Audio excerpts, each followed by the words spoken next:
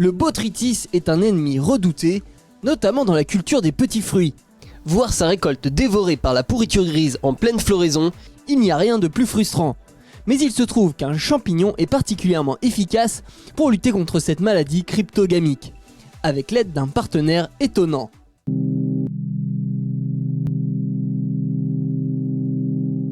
C'est le bourdon qui va rentrer en jeu comme vecteur des spores de ce biofongicide dans les cultures de petits fruits. Mais pourquoi avoir fait le choix de cet insecte ?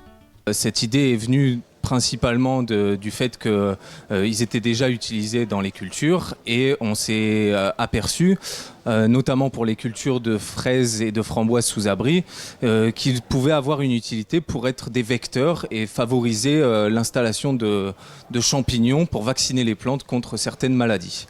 Les bourdons permettent également une répartition de la poudre plus précise et surtout continue dans le temps. Autrement dit, il va faire gagner du temps et de l'argent par rapport à une méthode traditionnelle qui implique de multiplier les passages dans la culture. Cela a tout l'air d'être une bonne idée donc, mais reste encore à la mettre en pratique. Lorsque les bourdons arrivent chez le producteur, il reçoit donc une ruche qui est prête à l'installation, évidemment. Donc on prépare la ruche comme une ruche standard, sauf que celle-ci va être en fait équipée d'un petit couloir qui permet de déposer ce champignon antagoniste qui est sous forme de poudre, qui va se déposer effectivement sur les poils des bourdons lorsqu'ils vont sortir de la ruche et aller polliniser les plantes. Le bourdon, qui remplit placidement son rôle de pollinisateur, va donc sans le savoir aller déposer la poudre en faisant vibrer ses ailes au-dessus des fleurs. Un autre avantage de cette méthode, c'est que le fruit sera protégé dès son apparition, mais aussi post-récolte, en cannibalisant littéralement le botrytis.